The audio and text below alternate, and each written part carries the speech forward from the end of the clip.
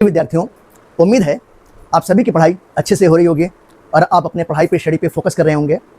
आज मैं आपको नीट और जेईई में पूछा गया एक बहुत ही इंपॉर्टेंट क्वेश्चन डिस्कस करने जा रहा हूं और ये क्वेश्चन इनऑर्गेनिक केमिस्ट्री में डी ब्लॉक एलिमेंट से खास तौर से रिलेटेड है।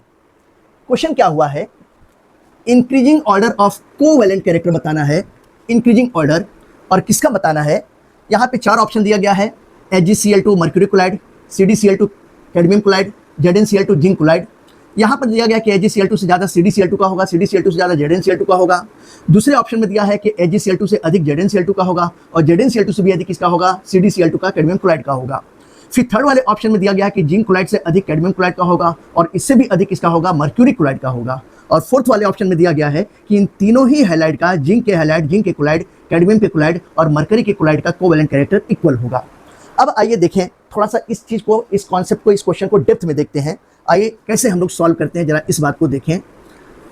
हम लोगों ने जो तो फजान रूल पढ़ा हुआ है केमिकल बॉन्डिंग में, और फजान रूल के अकॉर्डिंग क्या कहा गया है कि किसी भी आयनिक कंपाउंड में कोवैलेंट कैरेक्टर किस बात पर डिपेंड करता है, ये मेटल आयन के साइज पर डिपेंड करता है और नॉन मेटल आयन के साइज पर डिपेंड करता है। अगर मेटल आयन का साइज जितना छोटा होगा उसकी पोलराइजिंग पावर उतनी ही अधिक होगी। पोलराइजिंग पावर अधिक होगा यानी कि उसमें इलेक्ट्रॉन को अपनी तरफ अट्रैक्ट करने की, शेयर करने की टेंडेंसी अधिक होगी। अब इसके अपोजिट, इसके कंट्रास्टिंग, नॉन मेटल आयन का साइज जितना बड़ा होगा उसकी पोलराइजेबिलिटी उतनी अधिक होगी, यानी कि उसमें इलेक्ट्रॉन को डोनेट करने की, इलेक्ट्रॉन को कंट्रीब्यूट करने की टेंडेंसी अधिक होगी, यानी कि कोवैलेंट कैरेक्टर बढ़ेगा। तो ये अगर हम इस बात को देखें तो कोवैलेंट कैरेक्टर अगर हम लोग देखते हैं तो कोवैलेंट कैरेक्टर का जो रिलेशन क्या हुआ कि ये size of metal ion, size of metal ion जितना छोटा होगा उसकी पोलराइजिंग पावर उतनी ही अधिक होगी और पोलराइजिंग पावर मेटल आयन की अधिक होगी तो कोवैलेंट कैरेक्टर बढ़ जाएगा। अब वहीं पर नॉन मेटल के रिस्पेक्ट में कोवैलेंट कैरेक्टर की बात करते हैं तो ये directly size of non metal ion पे डिपेंड करेगा, यानी कि नॉन मेटल आयन का साइज जितना बड़ा होगा उसके वैलेंस शेल के इलेक्ट्रॉन उतने ही आसानी से मेटल आयन की तरफ डिस्टॉर्टेड हो जाएंगे, अट्रैक्ट हो जाएंगे। अगर अट्रैक्ट हो गया होता है तो कोवैलेंट कैरेक्टर बढ़ जाएगा। ये कॉन्सेप्ट है, इसको कहा जाता है फजान रूल कहा जाता है। ये देखिए, ये फजान रूल, और फजान रूल के बारे में मैंने अपने पहले की वीडियो में बहुत डिटेल से बताया हुआ है। यहाँ पर तो मैं छोटा सा कॉन्सेप्ट बता रहा हूँ और सिर्फ उतना बता रहा हूँ जो इस क्वेश्चन के लिए एप्लीकेबल है। अब आइए अगर हम लोग यहाँ पे देखें तो जिंक का एटॉमिक नंबर कितना होता है, जिंक का एटॉमिक नंबर 30 होता है। इसका इलेक्ट्रॉनिक कॉन्फ़िगरेशन करते हैं तो ऐसी कंडीशन में आर्गन का एटॉमिक नंबर कितना होता है, 18, 3d10, 4s2 हो गया। अब जिंक क्लोराइड है तो जिंक क्लोराइड में जो है अगर 2 क्लोरीन आयन बाहर निकलेंगे तो ये जिंक आयन का फॉर्मेशन होगा, और जब जिंक आयन का फॉर्मेशन होगा तो ऐसी कंडीशन में ये जो 4s2 में या सबसेल में 2 इलेक्ट्रॉन है, ये 2 इलेक्ट्रॉन बाहर निकल जाएंगे तो जिंक आयन का इलेक्ट्रॉनिक कॉन्फ़िगरेशन ऐसा हो जाएगा जिंक आयन का। अगर मैं कैडमियम की बात करता हूँ तो इस कैडमियम का एटॉमिक नंबर 48 है। इसका इलेक्ट्रॉनिक कॉन्फ़िगरेशन करेंगे तो क्रिप्टॉन का एटॉमिक नंबर कितना होता है, 36 हो गया, 4d10, 5s2 हो गया।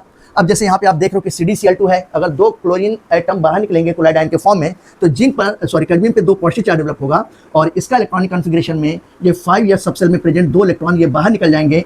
ये 2 इलेक्ट्रॉन अगर बाहर निकल गए तो ऐसी कंडीशन में क्या होगा, इलेक्ट्रॉनिक कॉन्फ़िगरेशन इस तरीके से हो जाएगा, क्रिप्टॉन 4d10 होगा। मरकरी की बात करूं तो मरकरी का एटॉमिक नंबर कितना होता है, 80 होता है। इसका इलेक्ट्रॉनिक कॉन्फ़िगरेशन करेंगे तो जीनॉन का एटॉमिक नंबर कितना होगा, 54, 4 या 14, 5d10, 6s2 हो गया। और ये मरकरी का क्लोराइड है, अगर 2 क्लोरीन एटम क्लोराइड आयन के फॉर्म में बाहर निकलेगा तो ऐसी कंडीशन पे मरकरी पर 2 पॉजिटिव चार्ज डेवलप होगा, यानी कि जीनॉन 4 या 14, 5d10, ये 6 या सबसेल में 2 इलेक्ट्रॉन है, ये 2 इलेक्ट्रॉन बाहर निकल जाएगा। ये बात आपको समझ में आ गई होगी। अब यहाँ पर ये विशेष कॉन्सेप्ट यहाँ पर क्या है, ये चीज़ें आपको समझ में आ गई। थोड़ा आगे और एक्सप्लेन करता हूँ, इसको समझिएगा। अगर इस क्वेश्चन के लिए मैं फजान रूल का कॉन्सेप्ट अप्लाई कर दूं तो फजान रूल के कॉन्सेप्ट के अकॉर्डिंग हमको मालूम है जनरल पीरियोडिक टेबल क्या होगा कि डाउन द ग्रुप जाने पर एटम का साइज बढ़ेगा तो फिर उसके आयन का भी साइज बढ़ेगा। तो अगर जनरल पीरियोडिक टेबल में बात कर रहा हूँ, जनरल पीरियोडिक टेबल के अकॉर्डिंग अगर हम लोग देखते हैं तो यहाँ पे जिंक है, जिंक के नीचे कैडमियम है, कैडमियम के नीचे मरकरी है।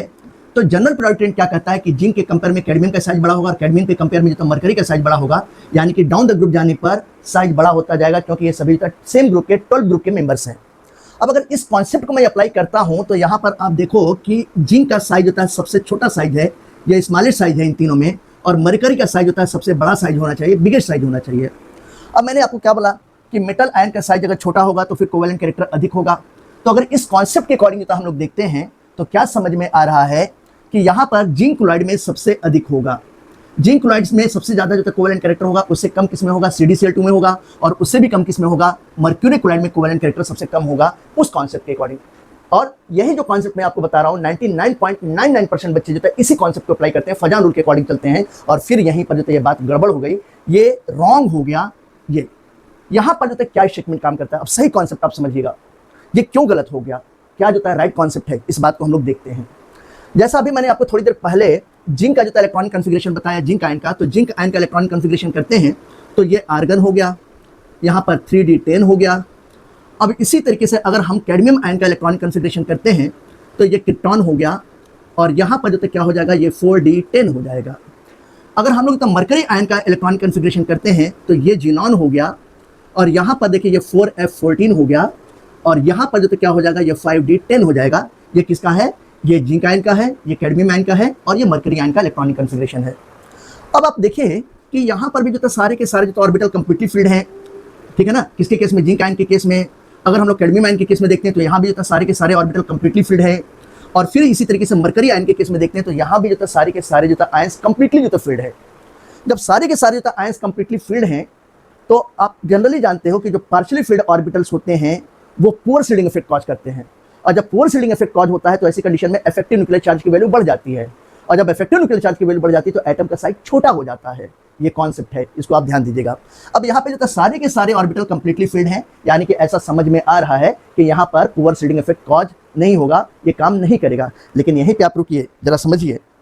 आप जानते हो कि सबसे बढ़िया जो seeding effect, strong seeding effect जो है s और p ऑर्बिटल करते हैं, और अगर कहीं पर जो है d ऑर्बिटल जो प्रेजेंट हो गया तो वहाँ पे जो पुअर सीडिंग इफेक्ट जो काम करना शुरू कर देता है।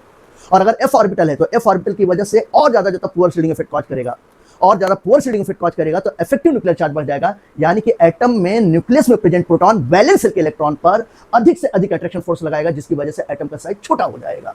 तो अगर आप देखते हो यहाँ पर, तो यहाँ पर जो क्या है, ये f ऑर्बिटल प्रेजेंट है। f ऑर्बिटल की वजह से इसमें स्ट्रॉन्ग पुअर सीडिंग इफेक्ट, या हम लोग कह सकते हैं कि सबसे बड़ा जो है सीडिंग इफेक्ट यहाँ पर काम करता है, स्क्रीनिंग इफेक्ट काम करेगा। ये देखिए, तो जब यहाँ पर जो है सबसे स्ट्रॉन्गर पुअर सीडिंग इफेक्ट मैं बता रहा हूँ, मतलब सबसे जो ज़्यादा पुअर सीडिंग इफेक्ट काम करेगा, इसमें स्ट्रॉन्ग पुअर सीडिंग इफेक्ट काम कर रहा है। और स्ट्रॉन्ग पुअर सीडिंग इफेक्ट के साथ साथ जो यहाँ पर एक और जो कॉन्सेप्ट काम करता है, ये लेंथ एनवाइड कॉन्ट्रैक्शन, ये यहाँ पे काम कर रहा है।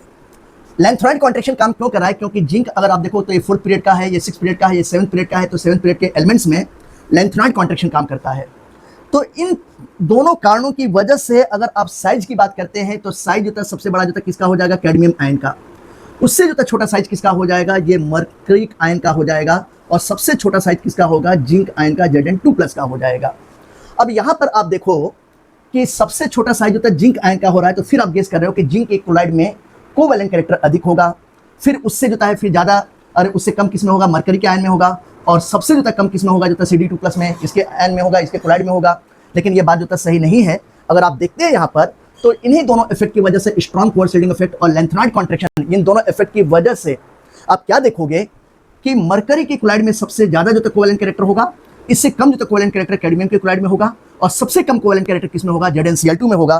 तो इस तरीके से अगर आप देखें तो इसका करेक्ट आंसर क्या होगा, ऑप्शन नंबर 3 होगा, ZnCl2। इसमें सबसे कम कोवेलेंट कैरेक्टर, CdCl2 में जो है सबसे अधिक, HgCl2 में, है ना, CdCl2 में उससे कम, और HgCl2 में सबसे अधिक होगा। यानी कि अगर देखा जाए तो ये क्वेश्चंस फजान रूल को जो है कंप्लीटली फॉलो नहीं कर रहा है, ये फजान रूल से डिविएट कर रहा है। इसलिए जो है ये कॉन्सेप्ट बहुत ज़्यादा इंपॉर्टेंट कॉन्सेप्ट है, इस कॉन्सेप्ट को याद रखिएगा। और इसी तरीके के नए इन्फॉर्मेटिव वीडियो के लिए, नए जानकारी के लिए आप मेरा YouTube channel the orbital tutorial को सब्सक्राइब कीजिए, अपने दोस्तों के बीच में शेयर कीजिए, कलीग्स के साथ, फ्रेंड के साथ शेयर कीजिए, आप कमेंट कीजिए। Okay, thank you.